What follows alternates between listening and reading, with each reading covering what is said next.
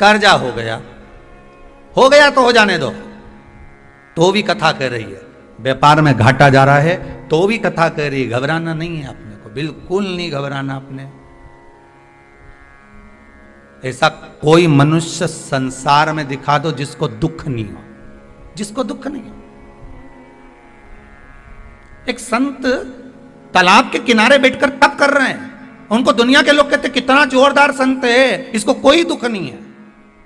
वो तप कर रहा था, वहीं पे एक बगुला आ गया मछली को पकड़ने के लिए।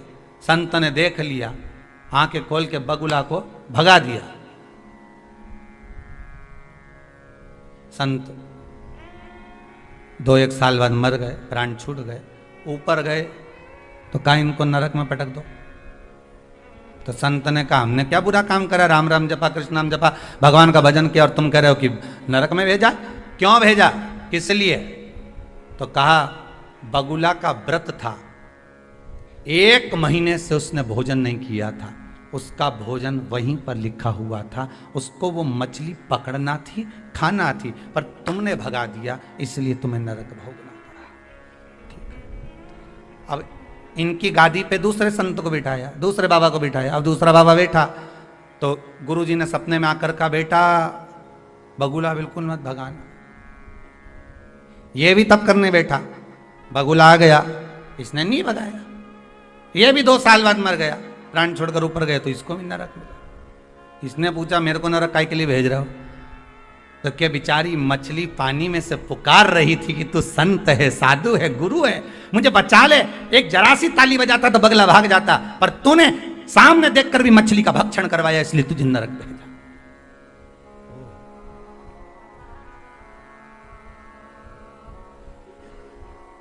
इसकी गादी पे तीसरे संत को बिठाया।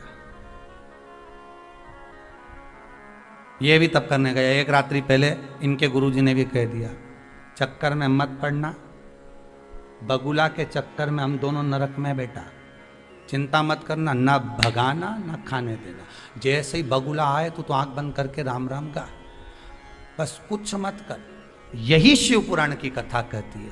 उसने ना तो बगुला आया भी, ना भगाया, ना खाने दिया, वे तो बैठा भजन करता रहा, स्मरण करता रहा। वो आया चले गया, अपना काम करेगा। जो ललाट पर लिखा, बगुले को जैसा लिखा होगा वो परमात्मा ने लिख दिया, पर तुम्हारे भाग्य में तो लिखा है ना कि तू विश्वास कर कर भगवान का भजन तो कर, स्मरण तो कर। एक बार उससे नयन तो मिला, एक बार मेरे शंकर के सामने जाकर बोल तो सही कि हे महाकाल आज मैं दुखी हूं, तू परमात्मा से एक निवेदन तो कर। बस तुम लोग तो बगुला भगाने में लगे हो। कर्जा हो गया, कर्जा हो गया, अब कर्जा हो गया, फिर व्यापार नहीं चल रहा, व्यापार नहीं चल रहा। अब सारी दुनिया में डोंडी पीटी आओगे तो कोई व्यापार चलेगा क्या? बोलो तो सही। कितना भी जोरदार जोरदार वो फिर वो कल वाली कथा आ गई, कितनी भी कील ठोक लो, चाहे वो धागा मागा ठोक लो, कुछ होएगा? ये माथा शंकर के आगे ठोक लो। कल कहा था बहुत, फिर देखो चूके कि नहीं चूके। ये तो ठोके नहीं। कितना सुंदर कहा है। शंकर भगवान के शिवलिंग पर घृत चढ़ाने के बाद आपने दही चढ़ाया शिव जी को, ठीक है, आपने दूध चढ़ाया, जल चढ़ाया, दही चढ़ाया, शहद चढ़ाया, शक्कर चढ़ाई, मिष्ठान चढ़ाया, जो भी आप शिव जी को चढ़ा रहे हो उसमें से केवल एक पदार्थ, एक वस्तु, घी, शंकर के शिवलिंग पर चढ़ाने के बाद में उसी शिवलिंग का घृत, जहां शिवलिंग रखा हुआ है, शिवलिंग जहां रखा रहता है उस कटी पर उस घृत से हस्त फेर देना चाहिए अपनी मनोकामना कर कर।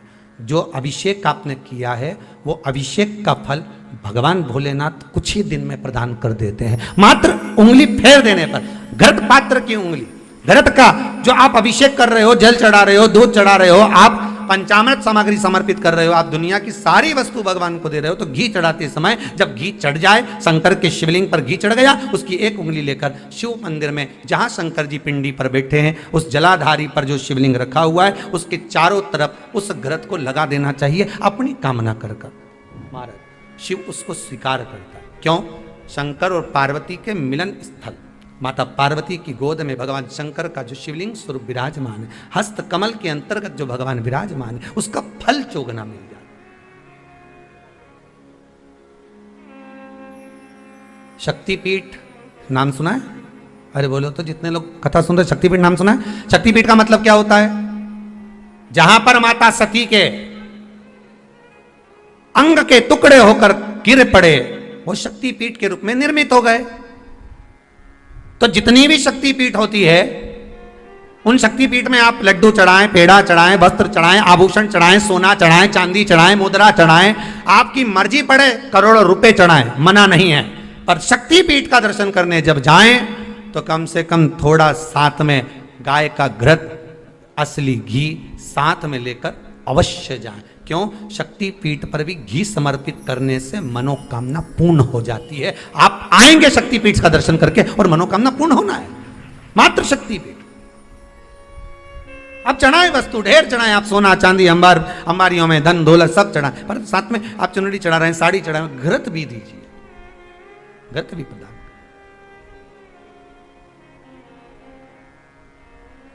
घृत का दान मूल है। कि थाली में भोजन परो, नी खाए भोला खवा के रहूं। अब बस इस तरह से विश्वास रख करके नहीं खाएगा तो मैं भी नहीं खाऊंगा। नहीं, रोज तुम भगवान के सामने थाली ले जाके रखते हो, बोलो रखते कि रखते? अपने घर में भोग लगाओ कि नहीं लगाओ भगवान के सामने? तुम शक्कर भी ले जाके रखो, तुम भोजन की थाली भी ले जाके रखो। कभी तुम्हारे मन में आए, तुम्हारे छोरे को तुमने रोटी दी, नहीं खाए, तो तुमने कितनी जम के चिल्लाई, खा रिया कि नहीं खा रिया? सीधी तरीके से दोनों रोटी फिनिश हो जाना चाहिए, साफ हो जाना चाहिए। नहीं तो सोच लेना, अब छोरा नहीं खा रिया रोटी तो तुम क्या करोगी? बोलो, चौका छोड़ के आओगी कि नहीं आओगी?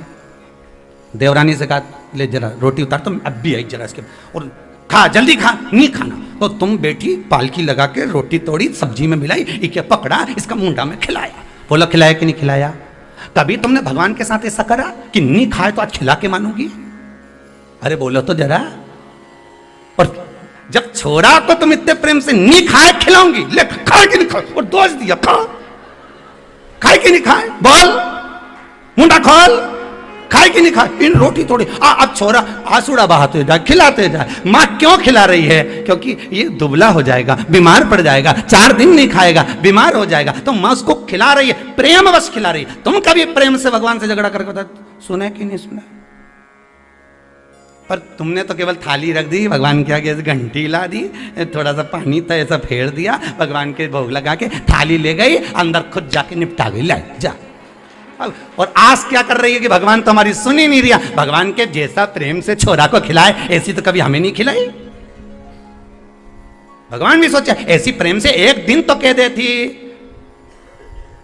क्यों रे शंभू, हे शंकर, ओघड़ी, रोज रोज पार्वती माता से टिक्कड़ बनाकर खाते हो, आकड़िया की रोटी बनाई, काकड़िया की साग, रोज रोज चूरमा खाते हो, कभी मेरे हाथ का भी तो खाकर देखो। आज तुम नहीं खाओगे ना, जब तक मैं भी नहीं खाऊंगी। विश्वास करना, चीटा बनकर आए, चीटी बनकर आए, झिंगूर बनकर आए, चूहा बनकर आए, वो किसी भी रूप में आएगा, तुम्हारा भोजन कर कर जाएगा जरूर, यह पक्का। विश्वास होगा तो परमात्मा। अब क्या कि हमारे तो बस कुछ ऐसा हो जाए कि भगवान हमारा ये सारा दुख समाप्त हो जाए। भगवान तो बोले मैं तो दुख समाप्त करने के लिए आया।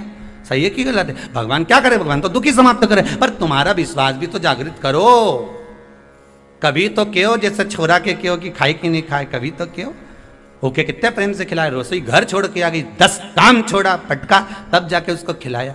और नहीं खाए तो भी नहीं खाए तो उसके मिस मिस के खूब मुंडा में भर भर के खिलाया। भगवान भी ऐसी आस लगा के बैठे कि हूं तो तेरा ही, एक दिन तो दिल से खिला। तेरे यहाँ शादी होती है, सारे मेहमानों के लिए हाथ जोड़ जोड़ कर पूरी रात के 8 बजे से लेके 11-12 बजे तक, जब तक मेहमान आए हाथ जोड़ के खड़ा रहे, लो साफ खाओ, लो साफ खाओ, आओ साफ खाओ, आओ साफ खाओ। कभी मेरे सामने आकर बस एक बार थाली रख के यूं ज कह देता कि प्रभु बहुत दिन हो गए रे, आ और मेरे यहाँ पा, तो मैं दौड़ कर आ जाता। दुर्योधन के मेवा त्यागे, साग भी दूर घर खाई, सबसे ऊंची प्रेम सगाई। वो 56 भोग छोड़कर दुर्योधन के घर का वहां पहुंच गया, तो तुम्हारे यहां नहीं आएगा?